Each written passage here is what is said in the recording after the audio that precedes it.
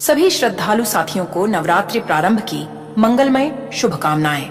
नवरात्रि प्रारंभ का अर्थ है माता दुर्गा की पूजा का शुभारंभ, जो वर्ष में 2 बार चैत्र और आश्विन मास में विशेष रूप से मनाया जाता है। यह 9 दिनों का पर्व होता है जिसमें शक्ति की आराधना, तप, भक्ति और साधना की जाती है। नवरात्रि प्रारंभ में माँ दुर्गा की कथा का श्रवण मात्र से जीवन की हर रुकावट, हर पीड़ा और हर क्लेश को समाप्त कर सकता है।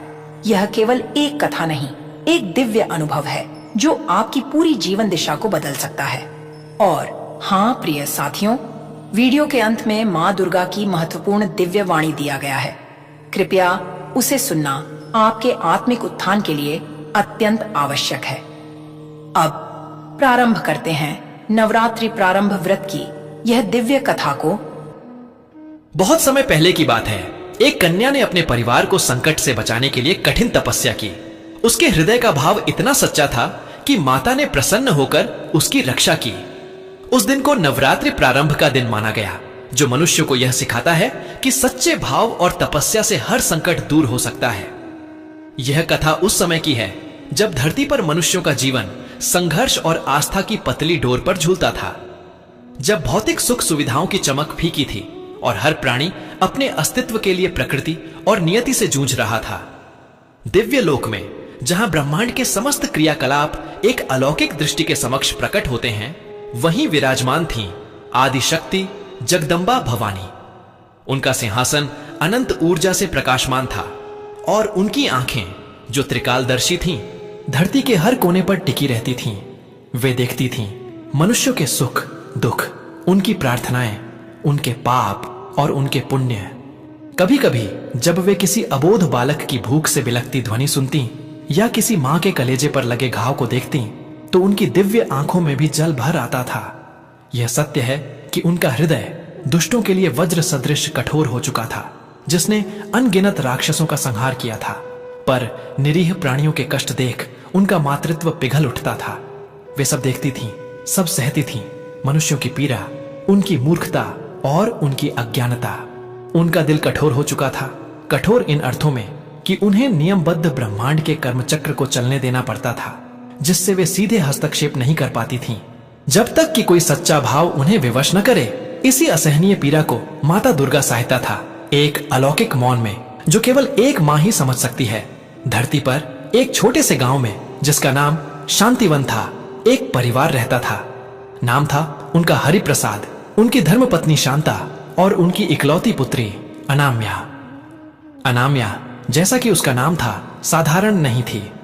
उसकी आंखों में एक ऐसी पवित्रता थी जो किसी भी हृदय को छू सकती थी। वह अपने माता पिता की आंखों का तारा थी, एक मासूम और निश्चल आत्मा। लेकिन शांतिवन पर संकट के बादल मंडरा रहे थे। कई वर्षों से वर्षा नहीं हुई थी, खेत सूख गए थे, कुएं खाली हो गए थे और पशुधन मरने लगे थे। अकाल का साया गहराता जा रहा था और उसके साथ ही एक अज्ञात बीमारी ने गांव को अपनी चपेट में ले लिया था। हर घर में मातम छाया था। हरिप्रसाद और शांता का घर भी अछूता नहीं था। उनके खेत बंजर हो चुके थे और उनकी छोटी सी झोंपड़ी में फाके पड़ने लगे थे। अनामिया की आंखों ने पहली बार अपने पिता को रात भर चिंता में डूबे देखा था और अपनी मां को अंधेरे में आंसू बहाते हुए सुना था। मां, आज भी भूख लगी है, अनामिया का छोटा भाई 5 साल का गोपाल दुर्बल स्वर में कहता। शांता उसे अपने सीने से लगा लेती, उसके सूखे गालों पर चुंबन करती और उसकी अपनी आंखों से आंसू छलक पड़ते। बस थोड़ा सब्र कर मेरे लाल, मैं कुछ ढूंढती हूं। लेकिन वह जानती थी कि उसके पास कुछ नहीं था। हरिप्रसाद बाहर गांव वालों के साथ किसी समाधान की तलाश में भटकते रहते, पर हर तरफ निराशा ही निराशा थी। अनामिया, जो अभी मात्र 14 वर्ष की थी, इन सब कष्टों को भीतर ही भीतर सह रही थी। उसके कोमल हृदय में अपार कष्ट था, इतना अपार कि वह किसी को बयां नहीं कर सकती थी। उसे अपने माता पिता की दुखती आंखें, गोपाल की सूखी मुस्कान और गांव के बच्चों का भूख से मुरझाया चेहरा अंदर ही अंदर चीर रहा था। वह रात में जागती रहती, अपनी मां के अंधेरे में सिसकने की आवाज सुनती और उसका अपना गला घुटने लगता। क्यों हो रहा है यह सब? क्या ईश्वर नहीं सुनता हमारी पुकार? ये प्रश्न उसके बालमन को मथते रहते। उसका हृदय दया से भरा था। वह अपने परिवार के लिए कुछ भी कर सकती थी, लेकिन क्या एक दिन उसने अपने पिता को यह कहते सुना, अब कोई उम्मीद नहीं बची शांता, गांव के वैद्य भी हार मान चुके हैं, हम सब बस मृत्यु की प्रतीक्षा कर रहे हैं। इन शब्दों ने अनामिया के अंदर कुछ तोड़ दिया। नहीं, उसके मन ने चीखा, ऐसा नहीं हो सकता। वह अपने परिवार को ऐसे हारते हुए नहीं देख सकती थी। रात के गहन अंधकार में जब पूरा गांव सो रहा था, अनामिया अपनी झोंपड़ी से बाहर निकली। चंद्रमा की क्षीण रोशनी में उसने अपने माता पिता के शांत चेहरे देखे, जिनमें अब केवल थकान और निराशा थी। गोपाल अपने छोटे से बिस्तर पर सिकुड़ा हुआ सो रहा था, उसका पेट भूख से चिपका हुआ था। अनामिया के हृदय में अपार कष्ट का ज्वार उमड़ पड़ा। उसकी आंखों से अविरल आंसुओं की धारा बह निकली। मैं इन्हें ऐसे नहीं छोड़ सकती, मैं कुछ करूंगी। उसे याद आया, उसकी दादी अक्सर उसे देवताओं की कहानियां सुनाया करती थीं। कैसे भक्त अपनी सच्ची श्रद्धा और तपस्या से देवताओं को प्रसन्न करते थे और असंभव को संभव बना देते थे। एक कथा थी पहाड़ों में छिपे एक प्राचीन देवी मंदिर की, जहां कहा जाता था कि आदि शक्ति स्वयं वास करती है। वहां जाकर जो सच्चे हृदय से पुकारता है, उसकी हर इच्छा पूर्ण होती है, दादी कहती थी। यह विचार उसके मन में बिजली की तरह कौंधा। तपस्या, मुझे तपस्या करनी होगी। यह एक जोखिम भरा अकल्पनीय निर्णय था एक बच्ची के लिए, लेकिन उसके हृदय में परिवार के प्रति प्रेम इतना तीव्र था कि उसने हर भय को रौंद डाला। अगली सुबह उसने बिना किसी को बताए कुछ सूखे पत्ते और एक मिट्टी का घड़ा लेकर घर छोड़ दिया। उसकी मां शांता जब जागी और अनामिया को न पाकर विलाप करने लगी, तब तक अनामिया गांव की सीमा पार कर चुकी थी। उसका हृदय में भय था, हां अवश्य था, परंतु उससे कहीं अधिक था प्रेम और दृढ़ संकल्प। वह अनजानी राहों पर चल पड़ी, जहां कांटे थे, पत्थरीली जमीन थी और जंगली जानवरों का भय था। वह भूखी थी, प्यासी थी और सूरज की तपिश उसकी त्वचा को जला रही थी, लेकिन उसकी आंखों के सामने अपने परिवार के मुरझाए चेहरे थे और उसकी कानों में गोपाल की भूख से भरी आवाज गूंज रही थी। यही उसके तपस्या की पहली सीढ़ी थी, त्याग और कष्ट को सहने की क्षमता। कई दिनों के बाद वह उस प्राचीन मंदिर के पास पहुंची जिसके बारे में दादी ने बताया था। वह एक पहाड़ी की चोटी पर स्थित था, चारों ओर घने जंगल और विशालकाय वृक्षों से घिरा हुआ। मंदिर जीर्ण शीर्ण अवस्था में था, पर उसकी दीवारों पर देवी मां की एक धुंधली मूर्ति अब भी विराजमान थी। अनामिया ने मंदिर के सामने हाथ जोड़े, उसकी आंखों में आंसुओं के साथ एक नई आशा चमक रही थी। हे मां दुर्गा, उसने फुसफुसाते हुए कहा, मैं नहीं जानती कि तपस्या कैसे करते हैं, मैं एक छोटी सी बच्ची हूं, पर मेरे हृदय में जो पीड़ा है, जो मेरे परिवार के लिए प्रेम है, वह सच्चा है। तू मेरी मां है और मैं तेरी बेटी। मैं तब तक यहां से नहीं हिलूंगी जब तक तू मेरी पुकार नहीं सुनती। और उसने अपनी तपस्या आरंभ कर दी। वह एक पत्थर पर बैठी, आंखें मूंद कर सिर्फ जय माता दी का जाप करती रही। दिन बीतते गए, सूरज की तपती किरणें उसके सिर पर पड़ती, रात का ओस उसके शरीर को भिगोता, ठंडी हवाएं उसे कंपा देती, जंगली जानवरों की डरावनी आवाजें उसे भयभीत करती, सांप उसके पास से गुजरते, कीड़े मकोड़े उसे काटते। भूख और प्यास की ज्वाला उसे अंदर से जला रही थी। उसके शरीर पर छाले पड़ गए थे, त्वचा फट गई थी और हड्डियां दिखने लगी थीं। एक एक पल कष्ट का पहाड़ था। उसका शारीरिक कष्ट तो था ही, पर उससे भी बड़ा कष्ट था मानसिक। कभी कभी उसके मन में निराशा घर कर जाती। क्या मैं सही कर रही हूं? क्या मां सचमुच मेरी पुकार सुनेंगी? क्या मेरा परिवार अब तक जीवित है? क्या मैंने उन्हें अकेला छोड़कर गलती की? ये विचार उसे अंदर तक तोड़ देते और उसकी आंखों से गर्म आंसुओं की धारा बह निकलती। इन क्षणों में वह अपनी आंखें खोलती और धुंधली पड़ चुकी देवी की मूर्ति को देखती। उसे लगता जैसे मां की आंखों में भी एक अथाह पीड़ा है जो उसे देख रही है। वह अपने आंसुओं को पोंछती और फिर से अपनी आंखें बंद कर लेती। नहीं, मुझे हार नहीं माननी। मेरे परिवार को मेरी जरूरत है। दिव्य लोक में माता दुर्गा सब देख रही थी। अनामिया की हर सांस, उसकी हर पीड़ा, उसके हृदय का हर स्पंदन। माता के कठोर हृदय में भी इस बच्ची के लिए असीम दया उमड़ रही थी। जब अनामिया भूख से तड़पती, माता के अधरों पर एक अदृश्य कंपन होता। जब प्यास से उसका कंठ सूखता, माता की आंखों में पानी आ जाता। वे अपनी दिव्य शक्ति से उसे कभी कभी सांत्वना देती।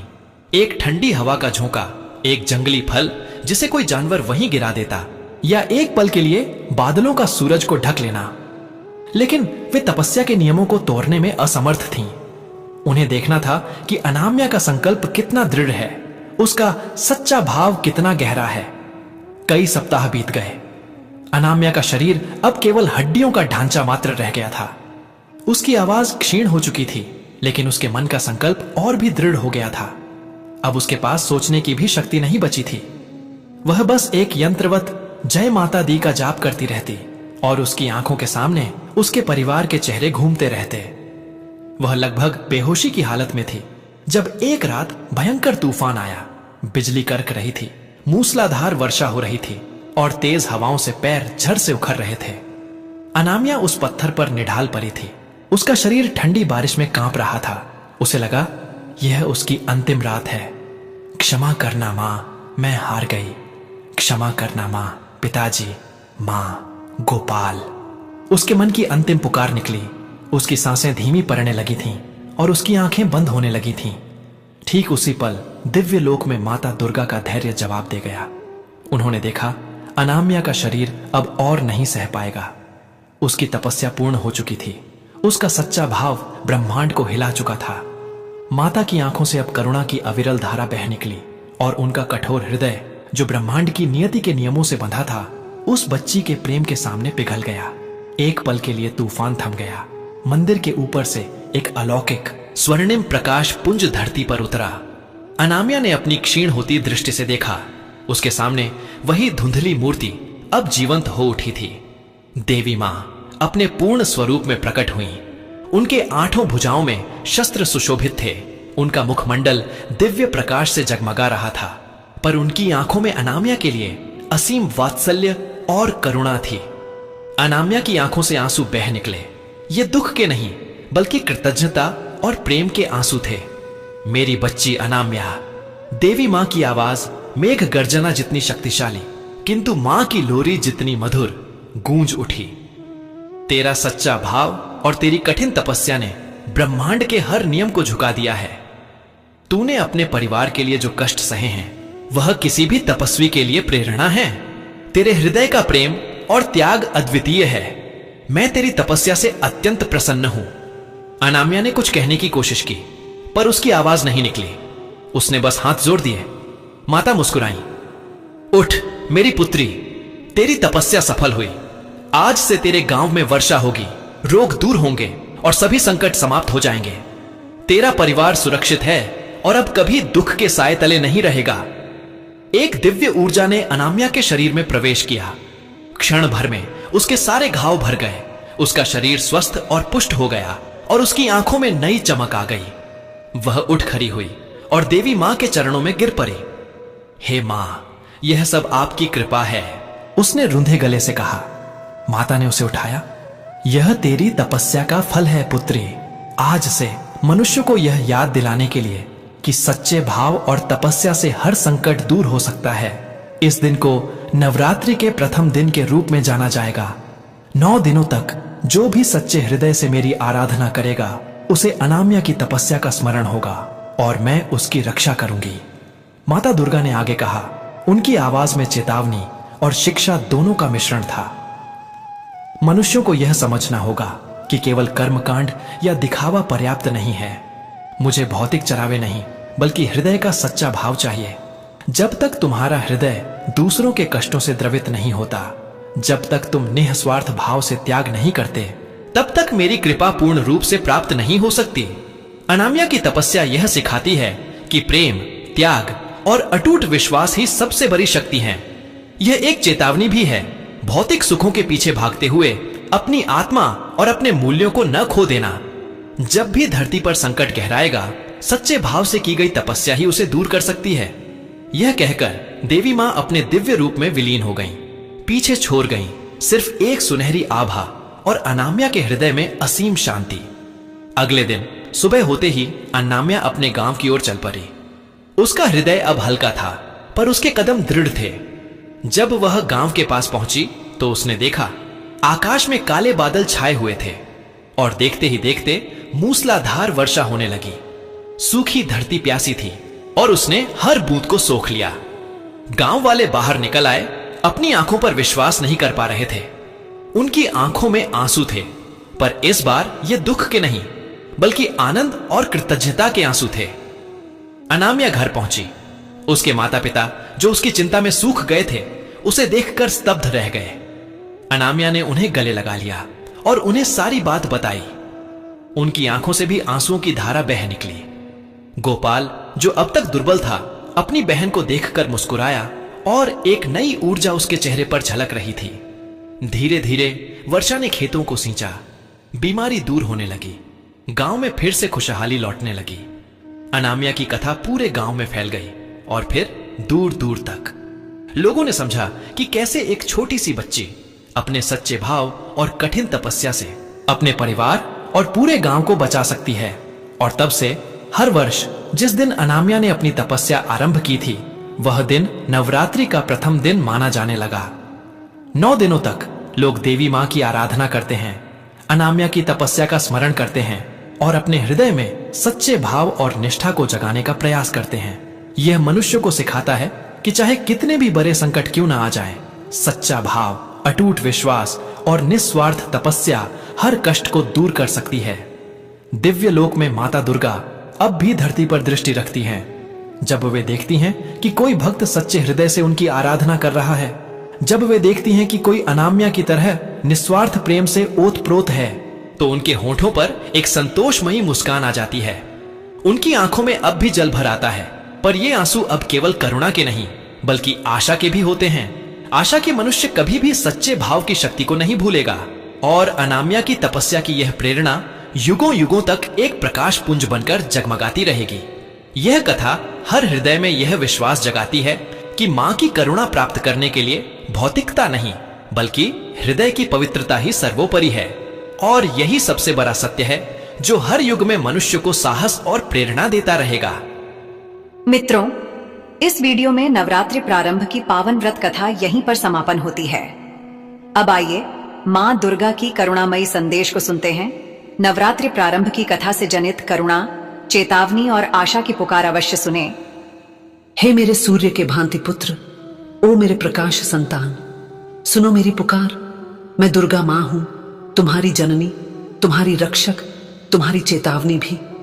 मैं मां दुर्गा हूं, जगत जननी। हे इस धरती पर जन्म लेने वाले नन्हे जीवों, तुम सब मेरी संतान हो। मैं वही हूं, तुम्हारी मां, तुम्हारी रक्षा करने वाली, तुम्हारे सुख दुख की साक्षी। मैं वही दुर्गा हूं, अंधकार का संहार करने वाली, पर करुणा से भरी हुई भी। तुम सोचते हो कि मैं केवल युद्ध भूमि में प्रकट होती हूं, राक्षसों का वध करने, दैत्यों का नाश करने। पर यह भी सत्य है कि मैं हर उस जगह उपस्थित हूं जहां कोई बालक भूख से बिलखता है, जहां कोई मां आंसुओं में डूब जाती है, जहां कोई पिता निराश होकर आकाश की ओर देखता है। मेरे हृदय में सबसे पहले वही पीड़ा उतरती है। हां मानव, मैं देखती हूं तुम्हारा हर कष्ट, तुम्हारा हर आंसू। मैं जानती हूं जब तुम अंधकार में डूबते हो तो तुम्हें लगता है कि मां ने तुम्हें छोड़ दिया। तुम्हें लगता है कि प्रार्थनाएं अनसुनी हो गईं।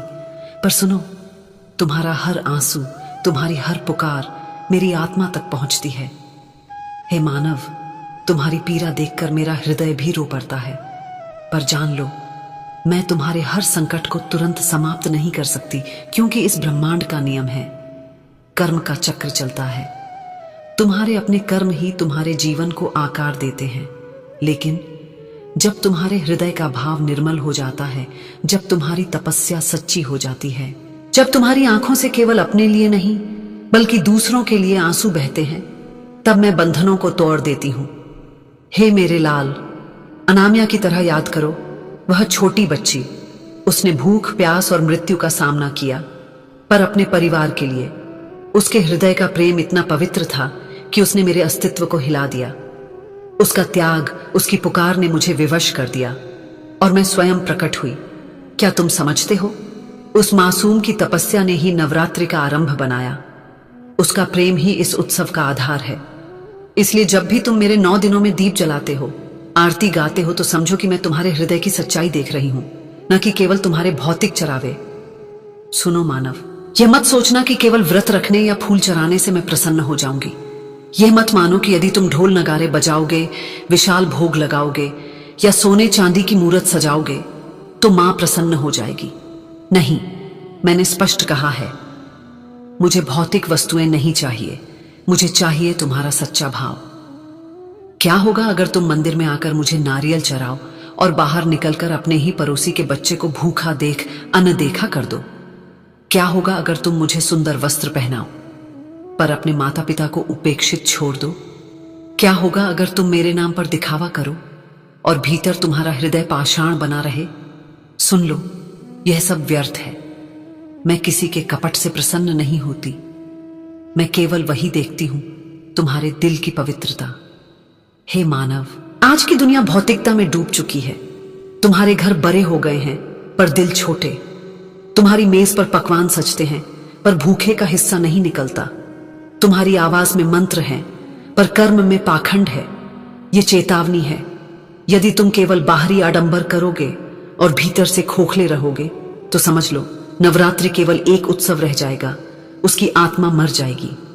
पर हे मेरे बच्चों, सारी दुनिया अंधकार से भर जाए तब भी आशा है, क्योंकि तुम्हारे भीतर अभी भी प्रेम की ज्योति जल रही है।